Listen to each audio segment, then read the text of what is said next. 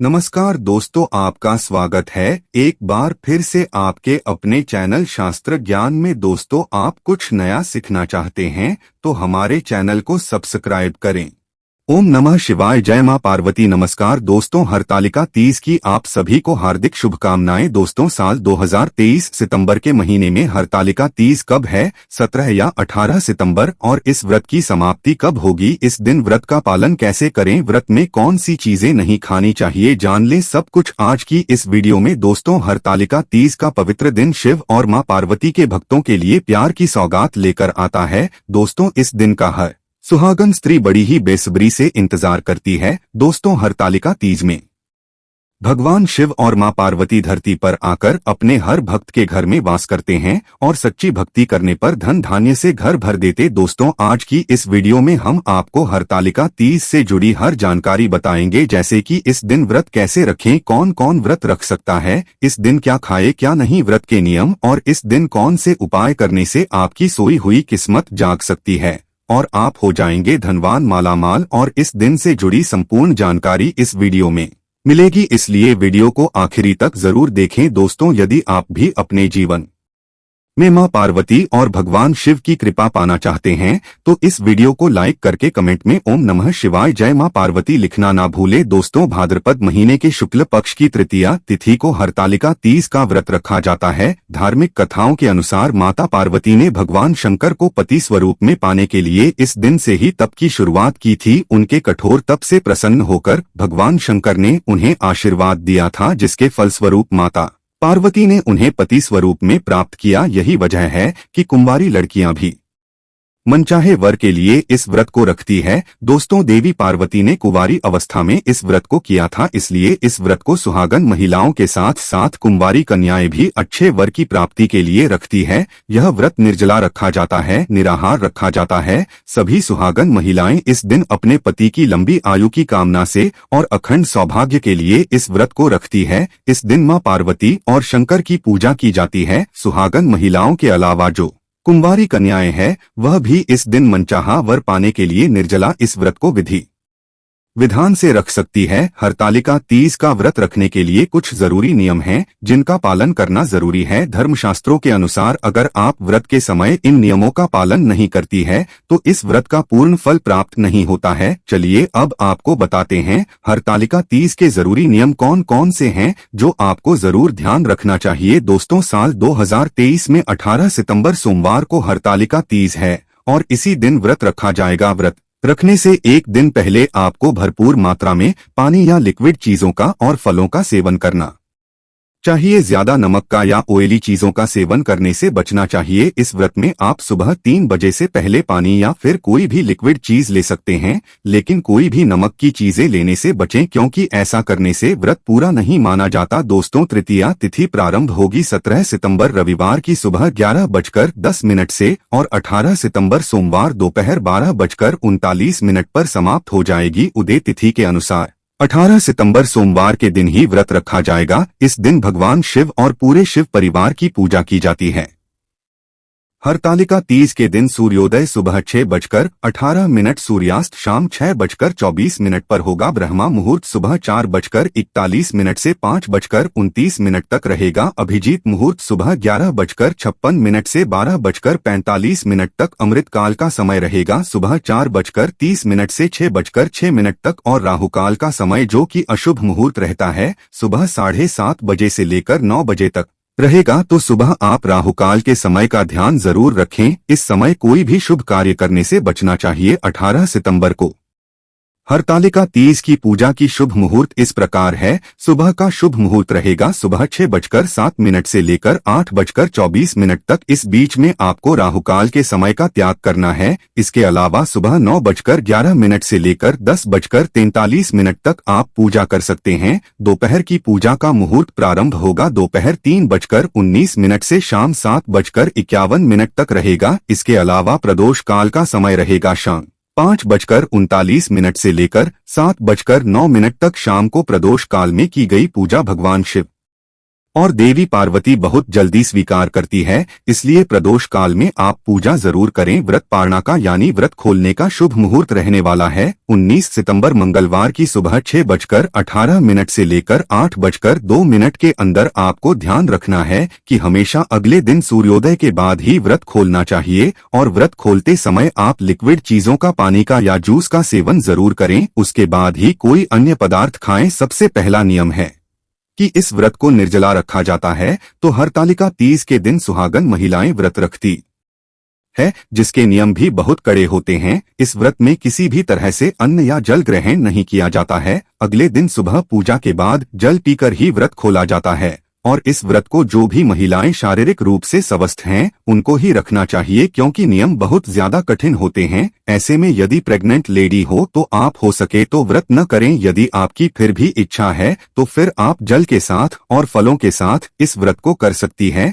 या फिर आप सुबह और शाम पूजा करके कुछ जरूरी नियमों का पालन कर सकती है, जैसे कि व्रत कथा पढ़ना और सुनना और मंत्रों के साथ भगवान की आरती करना, या आप खुद भी जो मूर्तियां हैं वह अपने हाथों से बनाकर विधि विधान से पूजन कर सकती है। अगला नियम है, इस व्रत में दिन में नहीं सोना चाहिए और रात को भी जितनी देर तक हो सके उतनी देर तक जागना चाहिए। दिन में सोने के पीछे ऐसी मान्यता है कि जो भी वृत्ति महिला दिन में सो जाती हैं तो उन्हें अपने अगले जन्म में अजगर का जन्म मिलता है। अगला नियम है, अगर आपने एक बार इस व्रत को रख लिया तो फिर आजीवन इस व्रत को रखना होता है। ऐसी मान्यता है कि कोई भी महिला या कोई भी कुंवारी कन्या इस व्रत को यदि एक बार प्रारंभ कर देती है तो फिर उन्हें जीवन भर ये व्रत रखना ही होता है। बीमार होने पर या कुछ गंभीर परेशानियां होने पर आप अपने इस व्रत को किसी दूसरी महिला को दान में दे सकती है। यदि आप सुहागन महिला हैं तो आपके पति भी इस व्रत को रख सकते हैं आपके बदले में। और अगला नियम है कि आपको पूजा बिल्कुल विधि विधान से ही करनी होती है। इस दिन पूजा पाठ में किसी तरह की कोई गलती नहीं करनी होती है। साथ ही इस व्रत में कथा जरूर सुनी जाती है। कथा सुने बिना ये व्रत अधूरा माना जाता है। हरतालिका तीज के व्रत में 16 श्रृंगार करके ही पूजा करनी चाहिए। दिन भर आपको श्रृंगार करके रखना चाहिए। 16 श्रृंगार में आपको नई साड़ी, मेहंदी और चूड़ियां जो नई होनी चाहिए विशेष रूप से पहननी चाहिए। हरतालिका तीज के व्रत में शुभ मुहूर्त में ही भगवान शिव और देवी पार्वती की पूजा करके कथा सुनी जाती है। और साथ ही इस दिन जो भी महिलाएं, जो भी व्यक्ति हैं, चाहे वह कन्याएं हो, इस दिन उन्हें किसी प्रकार का क्रोध नहीं करना चाहिए। ऊंची आवाज में किसी से बात नहीं करनी चाहिए। ऐसा करने से भी व्रत खंडित हो जाता है। इस दिन जितना हो सके भगवान शिव और देवी पार्वती का ध्यान करना चाहिए, जप या भजन कीर्तन करना चाहिए, क्योंकि यह व्रत निर्जला रखा जाता है। तो इस दिन ज्यादा बोलने से भी बचना चाहिए। हरतालिका तीज व्रत के दिन जितना हो सके हरे और लाल रंग का प्रयोग करें, क्योंकि यह सौभाग्य का प्रतीक माना जाता है। पूजा और व्रत संपन्न होने के बाद इस दिन किसी गरीब को भोजन जरूर कराना चाहिए। यदि आप भोजन न करा पाए तो कुछ न कुछ दान की सामग्री जरूर दान में देनी चाहिए। इस व्रत के दिन यदि आपके घर में सुहाग की कोई भी सामग्री ऐसी है जो टूट फूट गई हो या बेकार हो गई हो तो भूल से भी तीज व्रत के दिन आपको घर से बाहर नहीं फेंकनी चाहिए। हरतालिका तीज से एक दिन पहले शुद्ध सात्विक भोजन किया जाता है। लहसुन प्याज से बना हुआ भोजन एक दिन पहले भूले से भी नहीं खाना चाहिए। अगर आपने गलती से खा भी लिया है तो आप उस दिन सर धोकर स्नान कर लें। उसके बाद इस तरह का भोजन करने से बचें। और रात को समय जितना हो सके आप एक दिन पहले खूब सारी लिक्विड चीजें ले सकते हैं, जूस, फल ले सकते हैं, क्योंकि अगले दिन आपको निर्जला व्रत रखना होता है ताकि आपके शरीर में पानी की किसी प्रकार से कमी ना हो। और अगले दिन क्योंकि बहुत सारी जगह पर सुबह को ब्रह्मा मुहूर्त में उठकर सरगी भी खाई जाती है, हालांकि बहुत सी जगह पर सुबह सुबह भी कुछ नहीं खाया जाता है, ना ही सरगी खाई जाती है। तो हर जगह के नियम अलग अलग हो सकते हैं। जैसे कि इससे पहले मैंने वीडियो में भी आपको बताया था कि सरगी में आप केवल लिक्विड चीजें ले सकते हैं। वैसे तो आप पानी वाले फल भी सुबह के समय, सरगी के समय ले सकते हैं, लेकिन अगर आप दूध या जूस वगैरह लेंगे या नींबू पानी, शहद पानी ले सकते हैं तो बहुत अच्छी बात है, क्योंकि व्रत रखने में फिर आपको दिन में ज्यादा प्रॉब्लम नहीं आएगी। जिनके यहाँ पर सुबह के समय पर सरगी नहीं ली जाती है वह नाले सरगी वैसे तो स्नान करने के बाद ली जाती है। यदि आप सुबह के समय स्नान नहीं कर पाते हैं तो मुंह हाथ धोकर तीज माता का ध्यान करके, भगवान शंकर और पार्वती को प्रणाम करके, उनका ध्यान करके भी आप सरगी ले सकते हैं। 16 श्रृंगार करके पूजा करनी चाहिए, लेकिन अगर आप सुबह 16 श्रृंगार नहीं कर पाते हैं तो आपको जो जरूरी सुहाग की चीजें हैं वो जरूर पहन लेनी चाहिए, जैसे चूड़ी, बिंदी, मेहंदी एक दिन पहले लगा लेनी चाहिए। सिंदूर, पैरों में आलता या जो भी इनके अलावा जरूरी चीजें हैं वो आपको जरूर पहनी चाहिए। साथ ही साथ इस दिन आप मां पार्वती के लिए जो भी श्रृंगार की सामग्री लेकर आते हैं वो अच्छे से चेक करें कि कहीं भी कोई भी चीज खंडित ना हो, खराब ना हो, ताकि पूजा करते समय फिर आपको किसी तरह की कोई परेशानी ना हो। जो भी भोग में लगाने के लिए आप पकवान बनाते हैं, क्योंकि बहुत सी जगह पर आज के दिन गुजिया बनाई जाती है, मालपुए बनाए जाते हैं और भी तरह तरह के पकवान बनाए जाते हैं अपनी अपनी परंपराओं के अनुसार, तो वो हमेशा स्नान करने के बाद ही बनाए। इस व्रत के दिन जो भी कन्याएं हैं या महिलाएं हैं वह सर धोकर स्नान करके पूजा कर सकती है। बस आपको ध्यान ये रखना है कि जब आप पूजा करें तो आपके बालों से पानी न टपके, बाल अच्छे से सुखाले, बाल बंधे हुए होने चाहिए। वैसे भी महिलाओं या कन्याओं को खुले बालों से ना तो पूजा करनी चाहिए, ना ही सर बिना ढके पूजा करनी चाहिए। आपका सर भी ढका होना चाहिए और आपके बाल भी बंधे होने चाहिए, खासकर तब जब आप देवी पार्वती की पूजा कर रहे हो। इस व्रत को बीच में नहीं छोड़ा जाता है। अगर आपके घर परिवार में कोई सुहागन महिलाएं हैं तो आप उनसे पूजा करवा सकती हैं, उनसे ही व्रत की कथा सुन सकती है। आपको खुद से पूजन सामग्री नहीं छोड़नी चाहिए, लेकिन आप सारी पूजा मानसिक रूप से कर सकते हैं, जैसे मन में मंत्र जाप करके या मन से ही आप आरती करके भी पूजा कर सकती है। आप अपने मन से ही जो भी भोग आप ध्यान करके लगाएंगे उसे भी भोलेनाथ और मां पार्वती जरूर स्वीकार करते हैं। अपने मन में ये बिल्कुल ना आने दें कि आपकी पूजा स्वीकार होगी कि नहीं होगी, आपका व्रत स्वीकार होगा कि नहीं होगा, क्योंकि भाव अगर सच्चा है तो चाहे परिस्थितियां कैसी भी हो, माता रानी और भोलेनाथ उस व्रत को, उस भाव को जरूर स्वीकार करते हैं। वैसे तो आप दिन भर कभी भी शाम की पूजा प्रारंभ करने से पहले जो भी बालू से मूर्तियां बनानी है वह बना सकते हैं, लेकिन जो शुभ मुहूर्त है आप उसमें भी यह मूर्ति बना सकते हैं। मूर्तियां जब आप पूजा करें तब तक सही से सेट हो जानी चाहिए, ताकि आपको पूजा करते समय कोई दिक्कत, कोई परेशानी ना आए। इस प्रकार से समय का ध्यान आपको रखना है। जब आप पूजा करें तो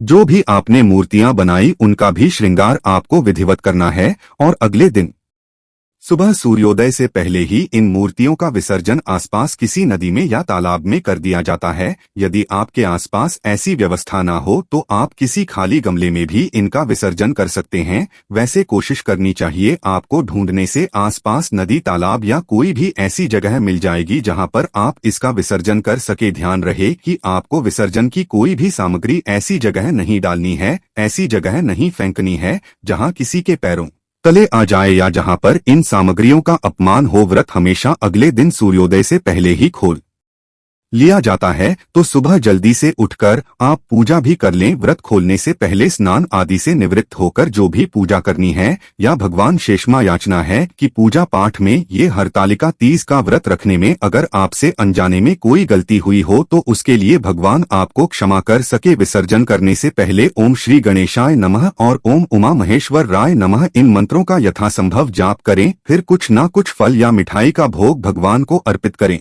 उसके बाद आप विसर्जन कर सकते हैं। विसर्जन की जो भी सामग्री है, जैसे कि फूल है या पूजा में आपने जो अक्षत प्रयोग किए हैं, अगर आपने रंगोली बनाई है तो उन्हें आप बहते जल में भी प्रभावित कर सकते हैं, या आप अपने घर की जो भी क्यारी गमले हैं उनमें डाल सकते हो, विसर्जन कर सकते हैं। आसपास यदि नदी या तालाब अगर ना हो तो कोई भी पवित्र वृक्ष के नीचे जहां पर कोई भी इन तरह की चीजों का अपमान ना करे वहां पर आप विसर्जन कर सकते हैं, या आप इनका भूमि विसर्जन भी कर सकते हैं। अपने घर के आसपास यदि संभव हो तो जमीन में गड्ढा खोदकर वहां पर भी आप इनका विसर्जन कर सकते हैं। पीपल का वृक्ष यदि आसपास हो तो पीपल के वृक्ष की जड़ में आप गड्ढा खोदकर वहां पर भी सामग्री का विसर्जन कर सकते हैं। दिन भर निर्जला उपवास रखकर शाम की पूजा करने के बाद जो भी महिलाएं इस व्रत को निर्जला रखने में सक्षम नहीं है, अगर आपका स्वास्थ्य ठीक नहीं है तो शाम को आप जल ग्रहण कर सकते हैं। इसके लिए आपको संकल्प भी उसी प्रकार का लेना चाहिए कि आप इस व्रत को निर्जला केवल शाम तक ही रखेंगे, उसके बाद आप जल ग्रहण कर लेंगे। इन दिन शाम की पूजा करके व्रत कथा सुनने के बाद अपने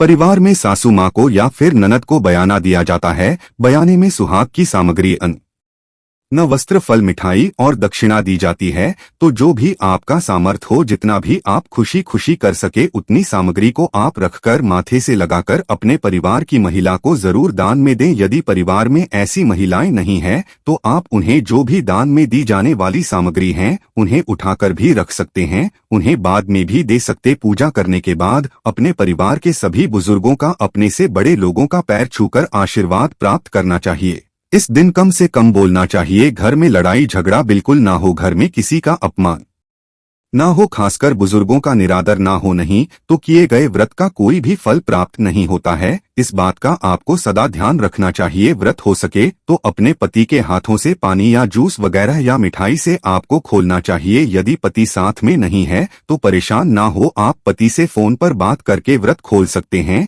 या मन में आप क्षमा याचना करते हुए पति का ध्यान करके भी इस व्रत को आप खोल सकती है। कुंवारी कन्या यदि इस व्रत को रखती है तो वो जो भी सुहाग की सामग्री यदि दान में देना चाहती है तो मंदिर में पुजारी जी को दान में दे सकते हैं। जहां पर पुजारी जी यदि नहीं होते हैं तो बहुत अच्छी बात है, आप अपने परिवार की ही किसी सुहागन महिला को सुहाग की कुछ सामग्री दान में दे सकती है। इस दिन आपको भी लाल रंग के वस्त्र धारण करके, लाल पीले हरे रंग के वस्त्र धारण करके पूजा करनी चाहिए। ये थे हरतालिका व्रत से जुड़े कुछ जरूरी नियम। आइए अब दोस्तों जान लेते आपकी राशि से जुड़े कुछ जरूरी उपाय जो आपको जरूर इस दिन करने चाहिए। दोस्तों, ये सुहाग पर्व है, इसलिए हरतालिका तीज पर स्त्रियों को 16 श्रृंगार कर पूजा करनी चाहिए। तो दोस्तों, इस वीडियो में बस इतना ही। धन्यवाद।